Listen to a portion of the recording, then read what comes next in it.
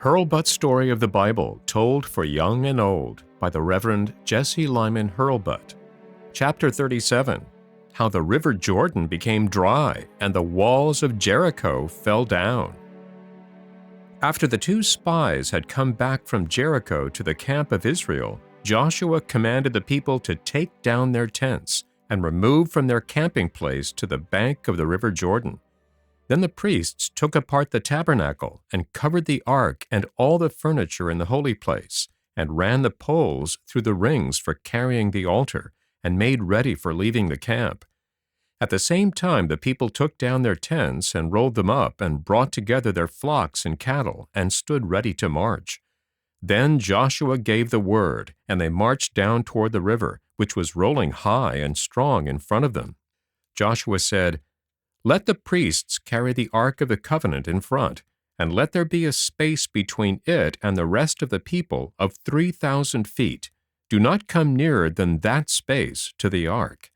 And all the people stood still, wondering, while the ark was brought on the shoulders of the priests far out in front of the ranks of men, until it came down to the very edge of the water.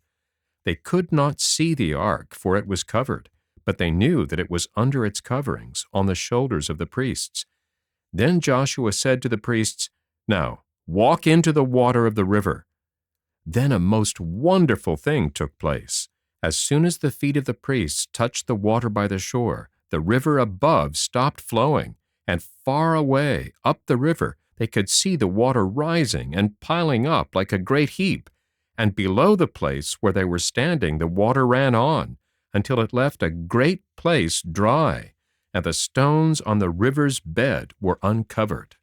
Then, at Joshua's command, the priests carried the ark down to the middle of the dry bed of the river, and stood there with it on their shoulders.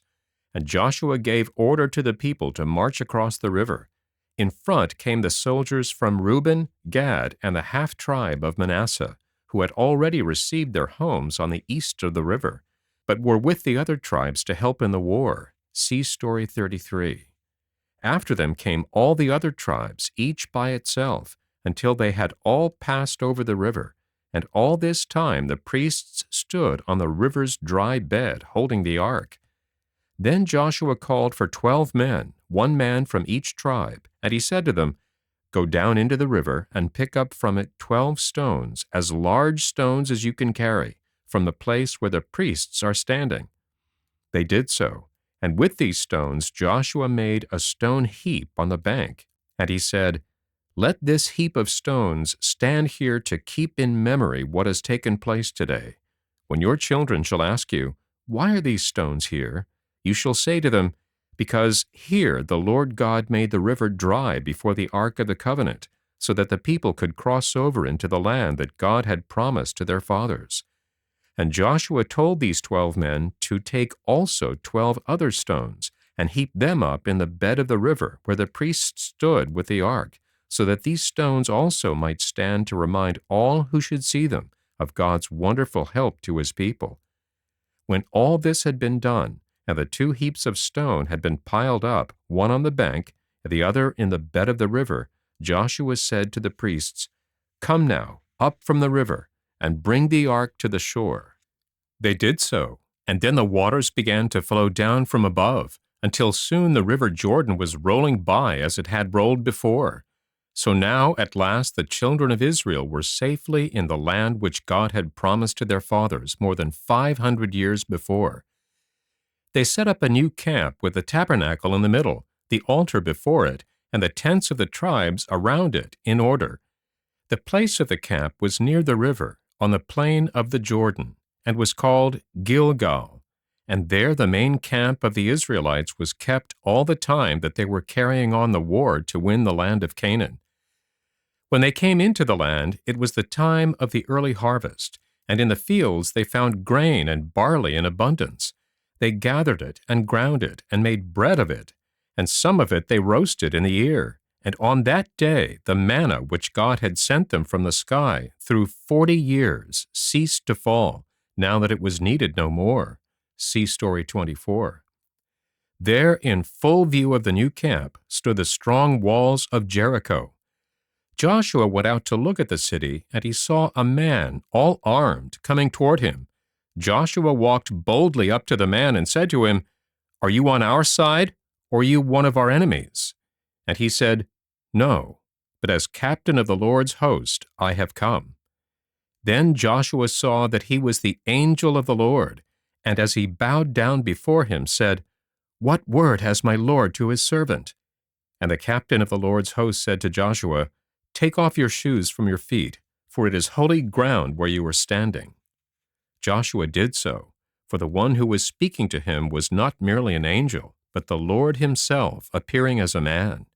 And the Lord said to Joshua, "I have given to you Jericho and its king, and its mighty men of war, and I will destroy the city of Jericho before you." Then the Lord told Joshua the way in which the city should be taken, and Joshua went back to the camp at Gilgal and made ready to march as God commanded. During the next 7 days, all that was done was according to the word spoken by the Lord to Joshua. They drew out the army as if to fight against the city. In front came the soldiers from the tribes on the east of the river. Then came a company of priests with trumpets made of ram's horns, which they blew long and loud.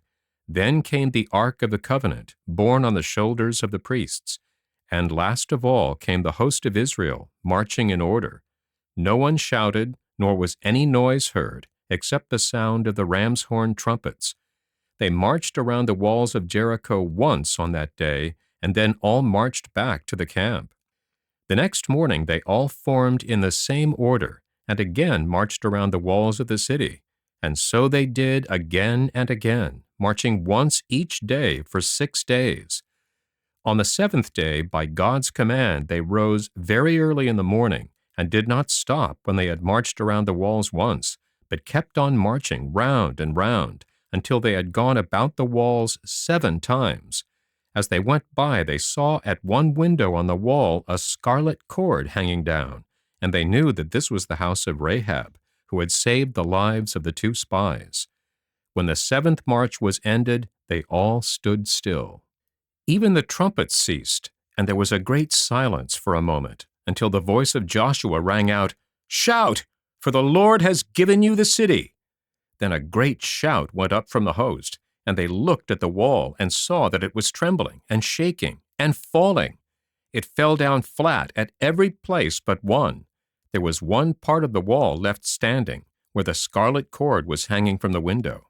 And Joshua said to the 2 spies, "Go and bring out Rahab and her family, and take them to a safe place." They went into Rahab's house on the wall and brought her out, and with her father and mother and all their family.